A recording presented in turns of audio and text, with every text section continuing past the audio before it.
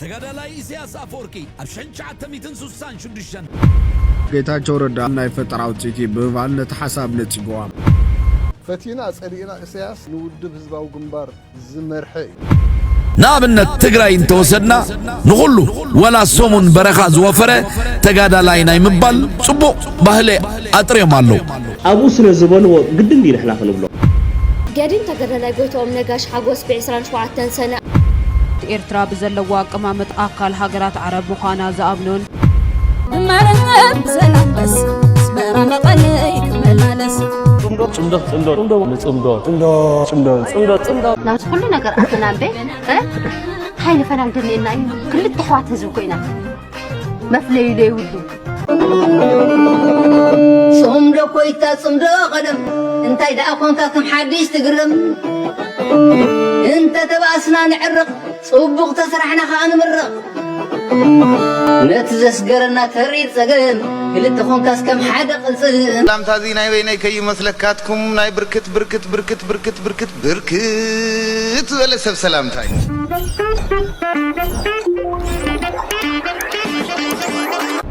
سناي مكت سالك خون تمني حدا عبد تطقس كايرلو مس كل اخبروت مالتي تغارو ولا نتي ناتهم حساب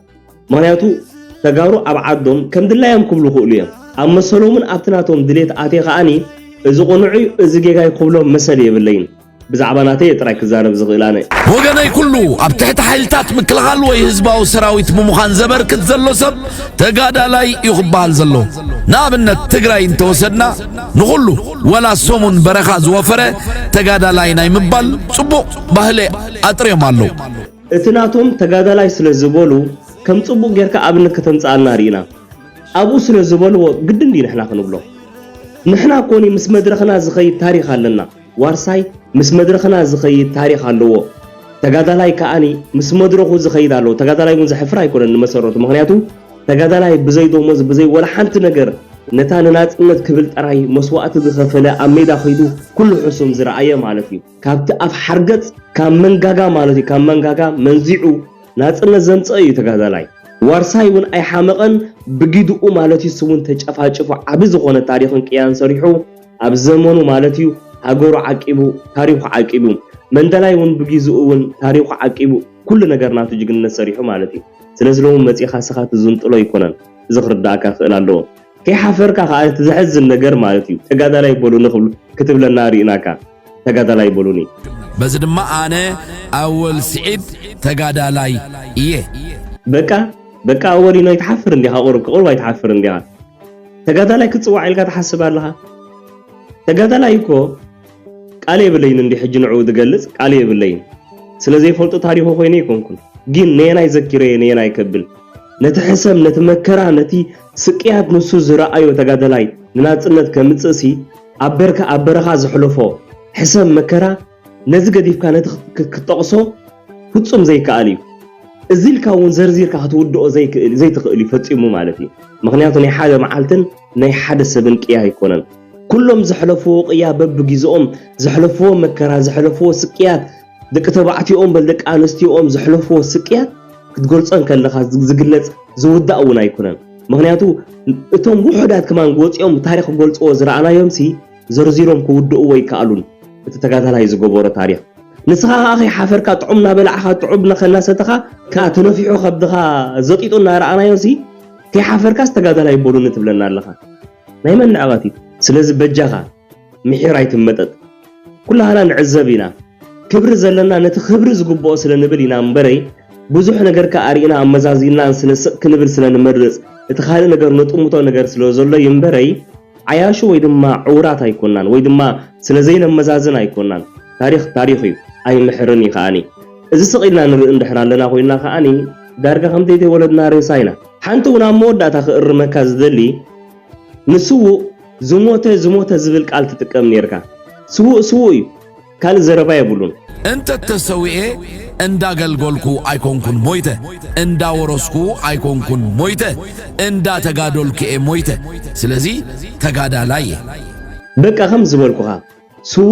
ስውእ እዩ ብጀካ ስውእ ካልእ ቃል የብሉን መይቱ ዝበሃል ኣይኮነን ካልእ ዕዮ ናይ ውልቃዊ ህይወቱ እናገበረ ይኮነን መዓልቱ ኣኺላ ዝሰብ እዚ እዚ ሰብ እዚ በጃን ክኸውን ከይዱ ዝተሰውኦ እዩ ስለዚ ብጀካ ስውእ ካልእ መግለፂ የብሉን ስውእ ኢልካ ጥራይኻ ክትኽብሮ ዘለካ ስውእ ዝሞተ ዝብል ቃል ምስውእ ክኸይድ ኣይክእልን እዩ እዚ እውን ጠፊእካ ኣይኮነን ኣወል ካልእ ትግርኛ ከተዋልድን ክትፈትንን ትውዕል ኢኻ እዚ ንሕና ከማኒ ደረስትን ፈተልትን ናይ ትግርኛ ከምዚ ደይኮና ከማኒሲ ብኖርማል ንፈልጦ እዩ ማለት እዩ ስለዚ በጃኻ ቁስልና ይተተንክፈና ሕጂ እውን ወፂኻ ይቕሬታ በላ ይብለካኒ እንታይ ግን ድብለካ ንመጻኢኻ ሓሰብ ካብ ግዜ ናብ ግዜ ኣብ ዓይንና እናወደቕካ ትቕበር ኢኻ ዘለኻ እንተሓመቐሲ ገለ ካብቲ ስእሊ ናይ ቀደም ዝነበረና ብዛዕባኻ ገለ ካብኡስ ገለ ነገር ክትዕቅብ ኢልካ ፈትን ሰብ ከዓ ሰብ ዘብሎ ወይ ድማ ሰብ ዝኸብር ንሰብሲ ክብሪ ምዝህብ እዩ ልዕሊ 70 ዓመታት ኤርትራ ብዘለዋ አቀማመጣ ናብ ሃገራት ዓረብ ዘለዋ ቅርበት አካል ሃገራት ዓረብ ምዃና ዝኣምኑን ኤርትራ እስላማዊት ሃገር ኮይና ክርዩ ዝብህጉን ዝቃለሱን ብሽም ኤርትራ ዝንቀሳቐሱ ዝተፈላለዩ ናይ እስልምና ውዳበታት ንዓመታት ፈተነ ከካይዱ ከም ዝጸንሑ ዝፍለጥ እዩ ካብ ቀጠር ግብፂ ክሳብ ቱርኪ ኣብያተ ጽሕፈት ዝኸፈቱን ትግርኛ ከም ሓደ ጸላእ ዘቐመጡን እታ ኣብ ኤርትራ ዝርከብ ፕሬዝደንት ኢሳያስ ዝመርሖ መንግስቲ ገዛ ደርቢ ትግርኛ ክብሉ ዝጽውዕዎ ዝተፈላለዩ ናይ ቀቢላታት ውዳበ ክሳብ ናይ ዓፋር ውዳበ ሓዊሱ ዝነበረ መንቀሳቐስ ክሳብ ሕጂ ዘካየዶ ውፅኢታዊ መንቀሳቐስ ብዘይ ምህላው ኣብ ተስፋ ምቑራጽ ከም ዝነበሩ ዝዝከር ኮይኑ መንነታዊ ቃልሲ ኣብ ኤርትራን ትግራይን ዘሎ ህዝቢ ትግርኛ ታሪኹን ወዲ ኣባነቱን ስዒቡ ድማ እቲ ምንጽጻግ ናብ ዝለዓለ ደረጃ ምድያው ይፍለጥ እዩ ኣብይ ኣሕመድ ዋንነት ባሕሪ ንምርግጋጽን ነዚ ሓሳብ ክውን ንምግባር ናብ ውሽጢ ኤርትራ ቤዛ ዝኾነ ወገን ክደሊ ከም ዝጸንሐን ንዓፋር ተባሂሉ ዝፍለጥ ውዳበ ከም ዘዳለወን ዕጥቅን ስንቅን ሰፊሩ ኣብ በረኻታት ክልል ዓፋር ከም ዝሰፈረ ዝፍለጥ ኮይኑ እስላማዊ ፖለቲካዊ ምንቅስቃስ ኤርትራ ወይ ድማ ሓምላይ ሰውራ ዝብል ካብ ቱርክን ሃገራት ዓረብን ዝተበገሱ ሰባት ወዲቡ እስላማዊ ምንቅስቃስ ከም ዝጀመረ ይፍለጥ እዩ እዚ ንነብሱ እስላማዊ ሰውራ ወይ ድማ ሓምላይ ሰውራ ክብል ብምጽዋዕ ኣብ ካርታ ኤርትራ ወርሕን ኮኸብን ኣቐሚጡ እስላማዊት ምዃና ዝገልጽ ጉጅለ ኣብ አዲስ አበባ ከም መንበር ገዛ ጀሚሩ ክሳብ ንኸብዶም ዝኸውን መግደፍ ዝወሃቦም ዘሎ ኮይኑ ብሃይማኖታዊ መንገዲ ዝጎስጎሶም ኣባላቱ ወዲቡ ወታደራዊ ዓቕሚ ንምምስራትን ኣብ ልዕሊ ኤርትራ እስላማዊ ወዳበ መሰረት ዝገበረ ቃልሲ ከካይድ ምዃኑ መራሕቱ ገሊጾም ኣለው ኣብ ወንበር እቲ ምንቅስቃስ መሐመድ ኣሕመድ ኣሰናይ ምስ ማዕኸናት ዜና ኢትዮጵያ ኣብ ዝገበሮ ቃለ ምሕተት እታ ኣብ ኤርትራ ኣሎ ዝብሎ ጉጅለ ንዓሰርተታት ዓመታት ዝጸንሐ ምልካዊ ምሕደራ ብምዕጋት ንሱ ዝመርሖ እስላማዊ ውዳበ ኣብ ኤርትራ ናይ መወዳእታ ለውጢ ንምምጻእ ዘለዎ ቆራጽነት ደጊሙ ኣረጋጊጹ ኣሎ ብተወሳኺ እቲ ምንቅስቃስ ኩለመዳያዊ ፖለቲካዊ ለውጢ ንምምጻእ እናሰዓበ ነቲ ስርዓት ብፖለቲካዊ መንገዲ ንምግጣም ዝተዳለወ ምዃኑ ጂሃድ ምእዋጁ እውን ገሊጹ ኣሎ ኢሳያስ ክብገዝ ከሎ ኣነ ብኣካል ስለ ዝነበርኩ ልኡኽ ናይ ኣሰራት ኣካሳ ነይሩ ዝበሃል ምጥርጣር ክህሉ የብሉ ምኽንያቱ ፈቲና ጸሊእና ኢሳያስ ካብቲ ንውድብ ህዝባዊ ግንባር ዝመርሐ እዩ ውድብ ህዝባዊ ግንባር ይመርሕ ስለ ዝነበረ ከዓ ንሕና ከም ተጋድሎ ሓርነት ኤርትራ ብደረጃ መርሒነት ኣብ ሜዳ ድዩ ከምቲ ኣቐዲመ ዝገለጽክዎ ኣብ ሜዳ ኣብ ካርቱም ኣብ ሊብያ ኣብ ዓደን ኣብ 1974 ንሕና ዝተረኸብናሉ ማለቶም ሓለፍቲ ሕሪ ተላባይሩ ዘለዎ ኣነ ዘለኽዎ ሳልሕ ኣሕመድ እየ ዝነበረሉ ኢሳያስ ኣፈወርቂ ረሞዳን ዝነበሩሉ ብማእከልነት ናይ መንግስቲ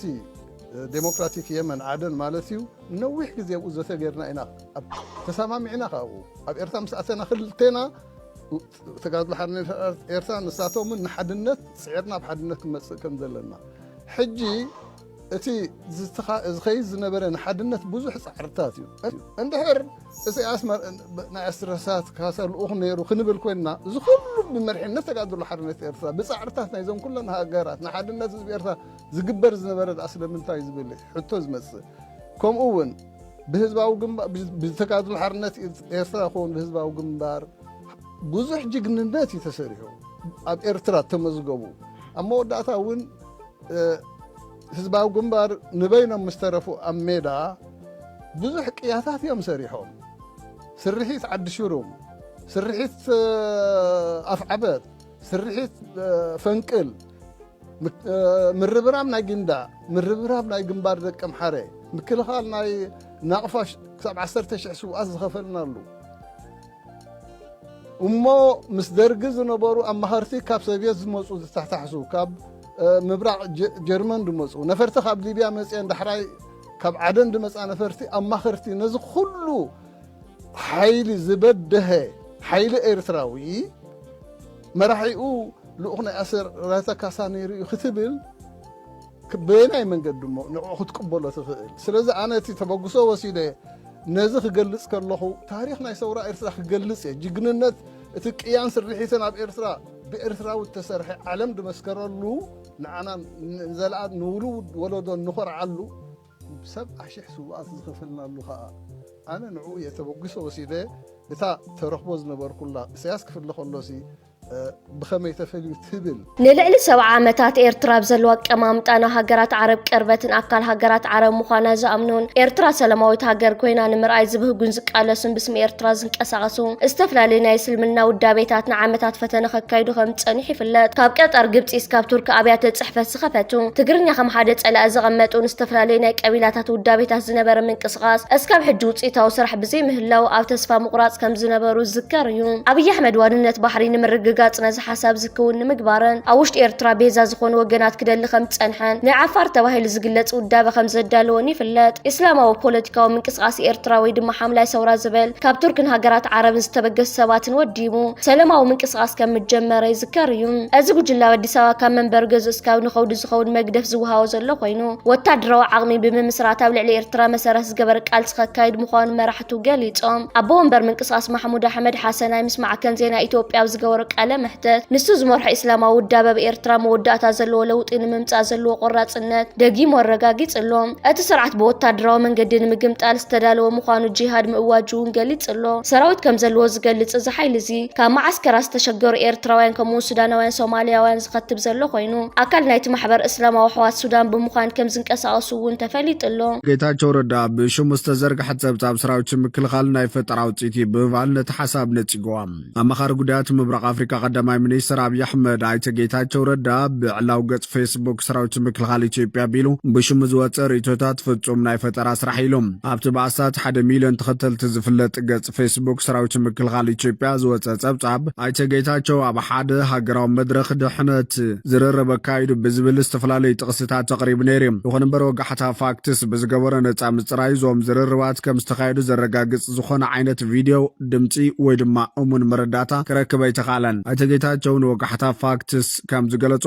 ኣብቲ ጸብጻብ ዝተኻተቱ ጽሑፋት ናሃቱ ዝርርብ ዘይኮነስ ቦቶም መቕረብቲ እቲ ጽሑፍ ዝተፈጠረ እዮም ዝኾነ ትሕዝቶ እቲ ጸብጻብ ሓቅነት ከም ዘየንፀባርቕ ዝገለጸ እቲ ኣማኻሪ ብሽም ዝቐረቡ ጥቕስታት ብግቡእ ተፈልዮምን ተረጋጊጾምን ክቐርቡ ከም ዝሓተተ ፍሊጦም ኣብ ጸብጻብ ሰራዊት ምክልኻል ብዛዕባ መጥቃዕቲ ሰሜን እዝ 2013 ዓ.ም ምስ ኤርትራ ግብፅን ሶማልያን ተፈጢሮም ብዛዕባ ዝተባሃሉ ጥምረታት ከምኡውን ጽምዶ ተባሂሉ ብዛዕባ ዝተጸውዐ ሕብረትን ፖለቲካዊ ውድቀትን ዝጠቕሱ ዝርዝር ነጥብታት ይርከብዎም ብተወሳኺ ኣብ እዋን ኩናት ዝነበሩ ወተሃደራዊ ትሕዝቶታት ምድንጓይ ህንፀት ዓብዪ ግድብ ህዳሴ ኢትዮጵያን ጉዳያት ርክብ ኢትዮ ሶማልያን ኣመልኪቱ ኣይተ ጌታቸው ረዳ ርእይቶ ከም ዝሃበ እቲ ጸብጻብ ብስፍሓት ኣስፊሮሎም ይኹን እምበር ነዞም ኣዝዮም ወሰንትን ታሪኻውያንን ፍጻመታት ዝሓዘ ጽሑፋት ዘረጋግጽ ዝኾነ ዓይነት ሰነዳዊ ወይ ናይ ድምፂ መረዳእታ ምስቲ ጽሑፍ ኣይቀረበን ብዛዕባ ጸብጻብ ካብ ሰራዊት ምክልኻል ኢትዮጵያ ርእይቶ ንምርካብ ዝተገበረ ጻዕሪ ንግዚኡ ኣይሰለጠን ከም ጸብጻብ ወጋሕታ ፋክትስ እቲ ኣብ ድሕረ ገጽ ሰራዊት ምክልኻል ሃገር ጌታቸው ረዳ ተዛሪብዎ ተባሂሉ ዝተለጠፈ ጽሑፍ ድሕርቲ ኣይተ ጌታቸው ረዳ ዘቕረቦ ቅሬታ እውን እንተኾነ ክሳብ እዛ ዜና እዚኣ ዝተዋደደትላ ሰዓት ዝኾነ ምስትኽኻል ከም ዘይተገበረሉ ንምርግጋጽ ተኻይለሎም ገዲም ተገዳላይ ጎይቶኦም ነጋሽ ሓጎስ ብ27 ሰነ ኣብ መበል 74 ዓመት ዕድሚኡ ብሕማም ተሰዊዩ ኣብ ወርሒ ጥሪ 1973 ናብ ህዝባዊ ሓይልታት ሓርነት ኤርትራ ዝተሰለፈ ተገዳላይ ጎይቶኦም ኣብ ግዜ ሓርነታዊ ቃልሲ ኣብ ተዋጋእ ሰራዊትን ማእከላይ ሕክምና ውድብን ድሕሪ ናጽነት ካብ ሚኒስትር ዕዮን ማሕበራዊ ድሕነትን ብዝተፈላለዩ ጽፍሕታት ሓላፍነት ንህዝቡን ሃገርን ብተወፋይነት ዘገልገለ ሓርበኛ እዩ ስጉ ተገዳላይ ጎይቶኦም በዓል ሓዳርና ኣቦ 3 ውልዳትን እዩ ስለ ስርዓት ቀብሪ ድማ ትማሊ 28 ሰነ ሰዓት 4 ድሕሪ ቀትሪ ኣብ መካነ መቃብር ሓርበኛታት ኣስመራ ተፈጺሙ ሚኒስትር ዕዮን ማሕበራዊ ድሕነትን ብመስዋእቲ ገዲም ተገዳላይ ጎይቶኦም ነጋሽ ዝተሰምዖ መሪር ሓዘን እናገለጸ ንስድራ ቤቱ መቓልስቱን መሳርሕቱን ጽንዓት ይሃብኩም ይብል እስላማዊት ሃገር ክንገብራ ኢና ዝብሎ ከምዚኦም ዓይነት ዕጡቋት ግጅለታት ኣብ ልዕሊ ኤርትራ ጅሃድ ኣውጆም ይርከቡ ከም ዘለዉ እዩ ኣብዚ ሓበሬታታት ወጪኡን ተዘርጊሕን ዝርከብ ዘሎ እዚ ሓደሽቲ ኣብ ኣዲስ ኣበባ ዝተኣኻኸቡ ጉጅለታት ብስም ሃይማኖት ጠራኒፉ ናብ ኤርትራ ፈተነታት ንምክያድ እዚ ስርዓት ኣብ ሸለብ ገለብ ተጸሚዱ ይርከብ ኣሎ ትማል መራኸቢታት ናይ ስርዓት ብልጽግና ሸፈነ ዝሃበ ጉዳይ እንተደኣ ነይሩ ናይ ሃይማኖት ምስልምና ኣብ ኤርትራ ካብ ኤርትራ ወፃኢ ኣብ ውሽጢ መሬት ኢትዮጵያ ዝተጠርነፉ ብመንግስቲ ኢትዮጵያ እናተደገፉ ኣብ ኤርትራ መንግስቲ ንምቅያርን ስርዓት ንምቅያር ገብራ ኢና ዝብሉ ከምዚኦም ዓይነት ዕጡቋት ጉጅለታት ኣብ ልዕሊ ኤርትራ ጅሃድ ኣዊጆም ይርከቡ ከም ዘለዉ እዩ ኣብዚ ሓበሬታታት ወፂኑ ተዘርጊሑ ዝርከብ ዘሎ እዚ ንከታተሎን ንዕዘቦን ዘለና ውልቀ ሰብ ናይቶም ኣብ ኣዲስ ኣበባ ተኣኻኺቦም ብስርዓት ብልፅግና ኣብ ልዕሊ ኤርትራ ጅሃድን ዕጥቃዊ ምንቅስቃስን ክነካይድ ኢና በሃልቲ ናቶም መራሒ ይበሃል እዩ እዚ ሰብ እዚ ኣብ ካርታ ኤርትራ ወርሕን ከምኡውን ምስሊ ናይ ኮኸብን ብምግባር እዩ ኤርትራ እስላማዊት ሃገር ክትከውን ኣለዋ መንግስቲ ኤርትራ እቲ ሕጂ ኣብ ኤርትራ ዝርከብ ዘሎ ንኩሎም ብሄራት ናይ ኤርትራ ኣይውክልኒ ብምባል ነቲ ብስርዓታት ኢትዮጵያ ዝተዋህቡ ዕዮ ገዛ ኣብ ባይታ ንምትግባርን ንህዝብን መንግስትን ኤርትራ ንምህዋኽን ከምዚ ዓይነት ፈተነታት ዘካይድ ዘሎ ብልፅግና ነተማቐዲሞም ኣብ ኣዲስ ኣበባ ዝሓለፈ 2 ዓመታት ዝኣኻኽሞም ዝተፈላለዩ ዝጠፈሹ ጉጅለታት ብኦም ተስፋ ስለ ዝቆረፀ እቲ ንሳቶም ዝኣተውሉ መብፃዕታት እውን ኣብ ባይታ ከተግብሩ ስለ ዘይካሉ ሕጂኻ ከምዚኦም ዓይነት ሓደሽቲ ጉጅለታት ጠራኒፎ ንህዝብን ሃገርን ንምህዋኺ ፈተነታት ዘካይድ ዘሎ እቲ ዝገርም ነገር እዞም ኣብ ኣዲስ ኣበባ ከምዚ ዓይነት ዓስኪሮም ዝርከብ ዘለዉ ዕጡቋት ጉጅለታት ካብ ሒዞሞ ዝርከብ ዘለዉ ቤት ፅሕፈት ዝገብርዎ ምንቅስቃስ ናይ ስርዓት ብልፅግና መካይን እዮም ተዋሂቦም ካልእ ዓበይቲ ባጀት እውን በቲ ስርዓት ተሰሊዕሎም ይርከብ ኣሎ ነቶም ኣብ ኣዲስ ኣበባ ዝርከቡ ገለገለ ዝተፀጎሙ ኤርትራውያን እውን ኣብቲ ናቶም መሳርዕ ኣስጢዕኻ ንምእታው ፈተነታት የካይዱ ከም ዘለውን ካልእ ዝወፀ ሓበሬታታት የመላኽት ኣሎ እዚ ከምዚ ዓይነት ናይ ዕርበት ፈተነታት ሕጂ ጀመረ ኣይኮነን እዚ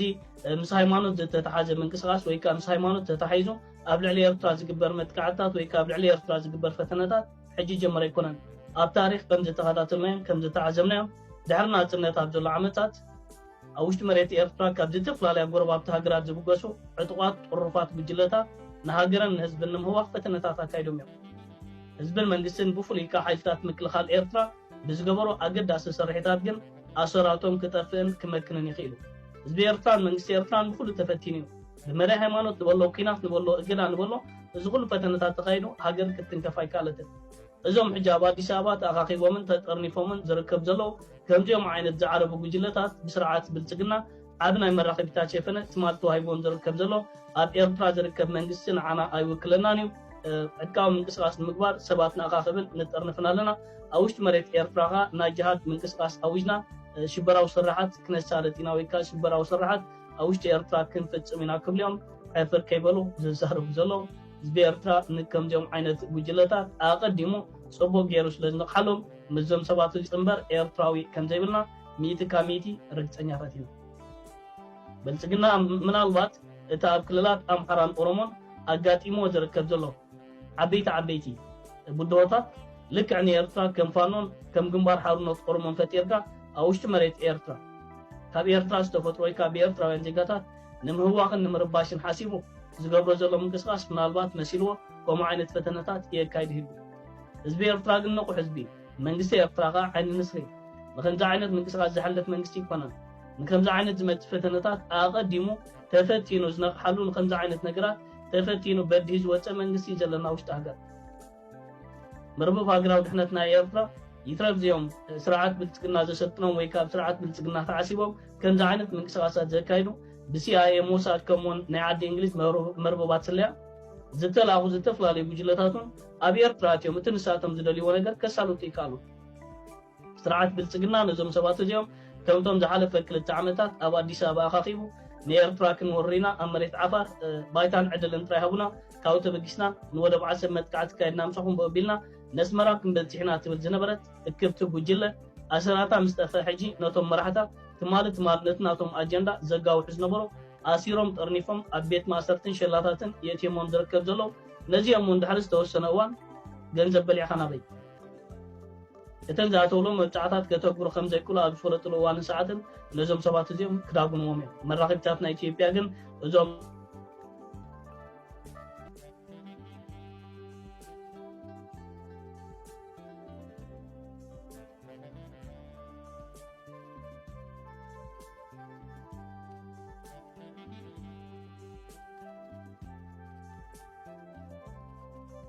ነገራት ሓድሽ ስለ ዘይኮነ እዚ ነገር እዚ ኸ ህዝብን መንግስትን ኤርትራ ዝተመክረሉ ስለ ዝኾነ ናይ ስርዓት ብልፅግና ፈተነታትን ናይዞም ከዳዓደቂ ሃገርን ከይተበገሰ ዝመኸነ ፈተነታት እንተበልናዮ ምግናን ኣይኮነን ኣብዚ ሕጂ ግዜ በቲ ኣወል ስዒድ ዝተዛረቦ ብዙሓት ሃገራውያን ቅሬቶኦም ይስምዑ ኣለዉ ኣነ እውን ገፀይ ከፊተ ነቲ ኣወል ስዒድ ዝበሎ ይቃወሞ ኣለኹ ምክንያቱ እቲ ኣወል ስዒድ ዝበሎ ነቲ ክቡር ኣቦና ጅግና ተጋዳላይ ስዎ ኣቦና ከም ሓደ ታሪክ ዘይብሉ ገይሩ ክገልጾ ምፍታኑ ኣነ እውን ይቃወሞ ኣለኹ ነቲ ክቡር ኣቦና ኢሳያስ ፀጋይ ተዋጊኡ ዘዋግአ ንስነ ጥበብ ኤርትራ ኣብ ዝለዓለ ደረጃ ከብፅሕ ዝፀዓረ ንምንታይ ዕላማ እዩ ሓደ ታሪክ ከም ዘይብሉ ጌርካ ዝግለጽ ዘሎ ካልኣይ ናይ 30 ዓመታት ታሪክ ዘለዎ ዋርሳ ይከኣሎ ንምንታይ ክሕክኽ ተደልዩ ስሞም ንምንታይ ዕላማ እዩ ንእሽተይ ኣርእስቲ ሂብካ ነንሕድሕድናቶም ደገፍቲ ንበሃል ክንባላዕ ዝግበር ዘሎ ኣብዚ ሕጂ ግዜ ኤርትራ ካብ እገዳ ወፅያ ኣብዚ ሕጂ ሰዓት ኤርትራ ኣብ ውግእ የላን ኣብ ሽግር የለናን ብዛዕባ ሃገርና ምዕባለ ሃገርና ንሓትት መሰልናይ እዚ ንኸይንሓትት ድዩ ንእሽተይ ኣርእስቲ ሂብካ ክንባላላዕ ዝግበር ዘሎ እዚ ጉዳይ እዚ ኣወል ጥራሕ ኣይኮነን ተሓታት እዩ ኣወል ስዒድ ኣብዚ ሕጂ ሰዓት ተዛሪቦ ዘሎ ክፍሊ ሳንሱሩን ተሓተት እዮም ምክንያቱ ካብ ኤርትራ ደርፊ ይኹን ተዋስኦ ዋላ ግጥሚ ይኹን ዝተፈላለዩ ነገር ሳንሱር ተገይሩ ናብ ህዝቢ ዝዝርጋሕ ኣብዚ ሕጂ ግዜ ኣወል ስዒድ ጥራሕ ኣይኮነን ተሓታት እዩ ክፍሊ ሳንሱሩን ንምንታይ ዕላማ ይኹን ነዚ ጉዳይ እዚ ናብ ህዝቢ ዘርጊሕሞ ኤርትራ ኣብ እገዳ ኮላ ኣብ ሽግር እንኮላ ኣብ ሓደጋ እንኮላ ኣብ ጎኒ ሃገርና ነርና ኢና ኣብዚ ሕጂ ግዜ ኤርትራ ካብቲ ዝነበራ እገዳታት ናፃ ኮይና እያ ተመስገን ኣምላኽ ኤርትራ ምስ ጎረባብትና ሃገራት ዕርቂ ገይራላ ምስ ትግራይ ከይተረፈ ዕርቂ ገይራላ ተመስገን ኣምላኽ ኣብዚ ሕጂ ሰዓት ብዛዕባ ሃገርና ንሓስበሉ ጉዳይ እዩ ኣብዚ ሕጂ ሰዓት ኤርትራ ንምዕባለ ትጎየሉ ሃገር እዩ ኣብዚ ሕጂ ግዜ ኤርትራ ናብ ዝለዓለ ደረጃ ትበፅሓሉ ሰዓታት እዩ ብዛዕባ ጉዳይ ሃገርና ክንሓትት መሰልና እዩ ብዛዕባ ጉዳይ ኤርትራ ክንገብር ግቡእና እዩ ስለምንታይ እዩ እዚ ርእስቲ ሂብካ ነንሕድሕድናቶም ደገፍቲ ንበሃል ክንባላላዕ ዝግበር ዘሎ ንምንታይ እዩ ትማሊ ዋርሳ ኢሉ ኣወል ንባዕሉ ዝምካሕ ነበረ ስም ዋርሳይ እንዳበዓለ ዝጨድር ዝነበረ ንምንታይ ዕላማ ኣብዚ ሕጂ ሰዓት መፂኡ ድሕሪ 30 ዓመታት ሽም ዋርሳይ ክህሰስ ተደልዩ ንምንታይ ዕላማ እዩ ናይቲ ክቡር ኣቦና ጅግና ስዎ ኣቦና ሽሙ ክብነን ተገይሩ ንምንታይ ዕላማ እዩ ከም ሓደ ታሪክ ዘይብሉ ስነ ጥበባዊ ገይሩ ዝግለጽ ኣብዚ ሕጂ ሰዓት ብሙላኣትኩም ደገፍቲ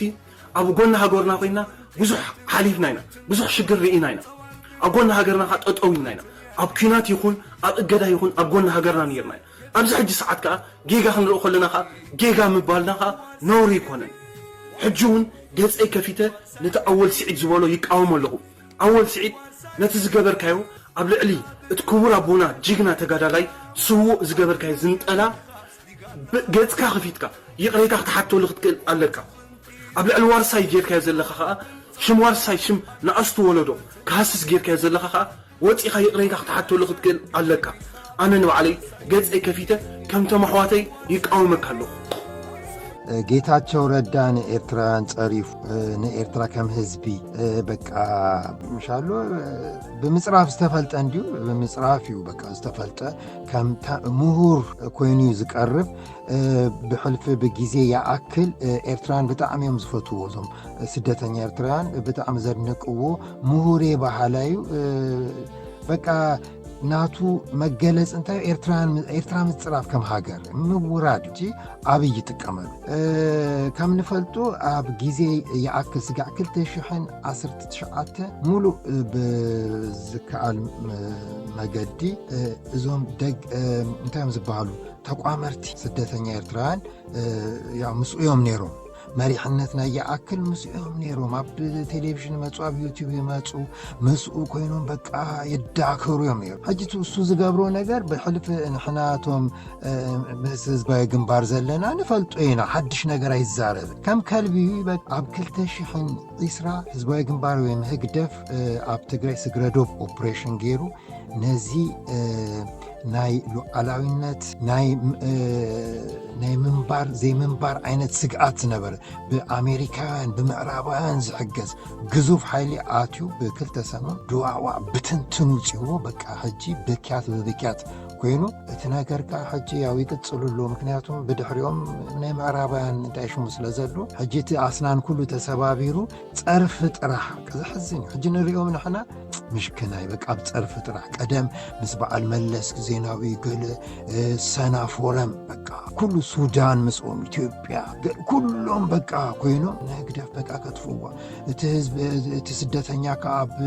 ትግራይ ኮይኑ ከዓ በቃ ኣብዚ ዩኒቨርሲቲ ግበረልናዩ በቃ ትግራይ እቲ ዋና ሓይሊ በቃ ዞም ኣግኣዝያን ጋዕጋዝያን ከዓ ዝበሃሉ በቃ ውሕጂ ደብረ ጽዮን እቲ ዋና ሓይሊ ዘለዎ ዝበሃለሉ ጊዜ ድሕረ ስግረዶ ኦፕሬሽን ናይ ህግደፍ እዚ ኩሉ በሪዒኑ ሕጂ እንታይ ተሪፉ ዝጻረፍ ሰብ ጥራሕ ተሪፉ ጌታቸው ረዳ ዝበሃል ኣብይ ዝበሃሉ በቃ ህግደፍካ ሕንዲ ጎቦ ኮይኑ ኣይዛረብ ዝገብሮ ናቶም ጸላኢና ህግደፍን ናይ ሻዕብያ እንታይ ኣለዉ ዘሕዝኑ በቃ ጽርፍ ጥራሕ ትምህርቲ የብልኩምን ዩኒቨርሲቲ የለን ገለ የብል ኣብቲ ዓድኩ ህዝቢ ነናሕድሕዱ ይተሓራረድ እዩ ዘሎ ኣብ ኤርትራ ከዓ ሰጥለትነ ስርዓት ዘሎ ሕጊ ዝክበረሉ ሃገር ኣብ ምዕራብ ኣብ ኢስት ኣፍሪካ ኤርትራ ብሓይል ብኩሉ ሕጂ ዝሕብን ኣብዚ ንሕበነሉ ሰዓት ኢና ክንጠፍእ ቁሩብ በቃ መዓት ነገር ተገይሩሉ ኤርትራ መንግስቲ ሕጂ ሕንዲ ጎቦ ኮይኑ በቃ ዘፍርሕ መን ይጻረፋሉ ሕጂ በቃ ጌታቸው ረዳ በቃ ይጻረፋሉ ከም ሓደ አክቲቪስት በቃ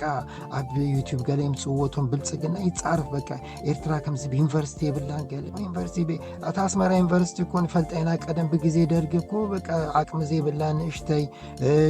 ዩኒቨርሲቲ ከኣቱ ብዙሕ አቅም ዘይብሉ ገለ ዝኣትወሉ ነይሩ ሕጂ 7-8 ዝኮኑ ዩኒቨርሲቲ ኮሌጃቱም ዲግሪ የቡን በዩኒቨርሲቲ ሌቨል ናይ ኢንጂነሪንግ ዲግሪ ዝወሃበ ናይ ሜዲካል ዶክተር ዝወሃበሉ ቦታ እዩ ታን ዩኒቨርሲቲ ነይ ኣብ ክንድስ መራ ጥራሕ ዝከውን ኣብ ኩርና 4 ኩርናዓት ኤርትራ ተበታቲነን ፋካልቲስ በብቦትኡ ኮይኑ ዝበለጸ መንእሰይ ፎርስ ብዙሕ ዓይነት ተጻብኦ ሳንክሽን ሰብ መንግስቲ አስቤዛ ገዘ ከም ዘይክእል ተገይሩ ባርባራዊ ዝኮነ ሳንክሽን ተገይሩ ነዚ ኩሉ በዲሁ ኣብ 2020 ከዓ በሚሊታሪሊ ኣውኣት በታቲኑ በርዓዒኑ ብሸነን እንዳበለ ራእይዎም ኣብዚ ቪዲዮ ትረዋለ ሸነን እንዳበለ ናብ ዓዱ ዝተመለሰ ዘሕብነካ መንግስቲ ነዚ ስለ ዝጸረፈ ስኒ እንታይ ሓደ በቃ ዝከሰረ ዘሕዝን ውርደተኛ ሰብ ክጸርፈካ ኩሉ እንታይ ሓትው ኣብዚ በፂሕና በቃ ወጃዕጃዕ ንብል ኣለና እዮም ዝብሉ ሕጂ ህግደፍ ቦስዮም ናይቲ ቦታ ኩሉ በቃ ናብ ህግደፍ ከይዱ በቃ እንታይ ንግበር እቲ ናይ ኣምሓራ ሓይሊ ኣብ ኤርትራ እዩ ዝቀበ እንታይ ሓግዙና ናይ ትግራይቶም ፍርቆም ናብ ዝሕሰብ ይኩሕል ሕጂ መንሽሙ እዚ ጌታቸው ረዳ ኣብይ ንዓጽረፈለይ ኢሉ ይጻረፋሉ ኣረ ድሓን ጽቡዕ ኢና ዘለና ንሕና ጸረፈና ሓሸና በቃ እግሩ መንከሱ ዝተሰባበረ ስኑ ዝተሰባበረ ሰብ ክጸርፈካ ሓይሽ ቀደም ምስ ሓይሎም ኣሜሪካ ብድሕሪኦም ፍርቂ ሚሊዮን ዝከውን ሰራዊት ዝነበሩ እዩ መጽኣኩ ዝብለካ ሕጂ ዘፈራረሰ ኢትዮጵያ ከዓ ከም ትርዋሕ ነንድሕዱ ባዕላ ኣብታ አዲስ አበባ ጥራሕ በዚ ኩሉ ስለ ማርያም ኢሎም ለሚኖም ዝረከብዎ ገንዘብ ኤርፖርት ዲዮም ገለ ሰሪሖም ብልጭልጭ ብልዎ ለሚንካ ህዝቢ ይጠምሎ በሚሊዮናት ህዝቢ ጠምሎ ገንዘብ ሃቡና ነቲ ገንዘብ ሃቡና ገንዘብ ተዋሂብዎም እንታይ ገብሩሉ ናይ መለመኒ ትካል ከፊቶም በቃ ኦፊሳት ይክፈተሎም ነቶም ዝልመኑሉ ቦታ ከዓ ሆቴል ስለዘድልዮም ህዝቢ ተሓራረዲ ዘልባል ንሕና ናይ ኤርትራ ክብሪ ተቀንዲዱ ሓደ ጌታቸው ረዳ ዝበሃል ውዳቂ ሓደ ሓሙስ ዝተረፉ መንግስቲ ስለጸረፈና ሕጂ ናይ ኤርትራ መንግስት ኣብቲ ዝለዓለ ከምዚ ዓይነት ሓይሊ ወይ ፈልጥ ኣብ ታሪክ ዝባይ ግንባር ኣብ ሕጂ ዘለዎ ሓይሉ ወኒኑ ኣብ 91 ሓያል ኦፍ ኮርስ ሕጂ ግን ናይቲ ሽዑ ዝነበረ ብዕጽፊ እዚዩ ከዓ እዞም ተቋመርቲ በቃ ሕርር ዘብሎም ዘሎ እዚ ህግደፍስን እንታይ መውደቃይ ወድቅ እኮ ይከኣል አረ ተዋሪድና እኮ እዚዩ ትናገ ዝባይ ግንባር ሕጂ ኣብ ሰዓት ጽቡቕ ሁነታት እዚዩ ካቶም ቋመር በቃ ዘሕምሞም ዘሎ አረ ከም ተዋሪድና እኮ ሃገርና እኮ እንታይ አረ መልሱሉ እኮ እንታይ ሓትምልስ ተፈር ይፈርሱዮም እኮ ዘለውቶም ጸላእቲ ፈርሱዮም ዘሎ ብግብሪው ከዓ ህግደፍ ዝባይ ግንባር ካብ መጀመርታ ብዘረባ ይኮን እዚ ሕጂ መንሽሙ ኣውል ሰይድ ገለ ደራፋዩ ኣውል ሰይድ ሰይድ በቃ ይደርፍ ለቀ ከም በዓል ወድቱ ኩልዩት ካልኦት ምሻሉ ናይ እንታይ ሽሙ ነቲ ኣብ ናይ ሚዲያ ደርፊ እሱካ በትናቱ ይደርፍ ምናልባት ደስ ዘይብል ዘረባ ክዛረበ ክእልከው ዘይምጥን ግን ኣብቲ ናይ ሶሻል ሚዲያ ንዖም ዝምጥን ናይ ኢትዮጵያ አምባሳደራት ሚኒስተራት ኣብቲ ሶሻል ሚዲያ ንዖም ዝከውን በቃ ንህልቲ መንሹ ተዛረብ ምስኦም መዳርግትና ይኮን በቃ ኣወል ሰይድ ዝናዓቅ ከም በዓል ጌታቸው ረዳ ገለመለ ሕጂ ምስ መን እዮም ዝዛረቡ ዝፀራረፉ ምስ ኣወል ሰይድ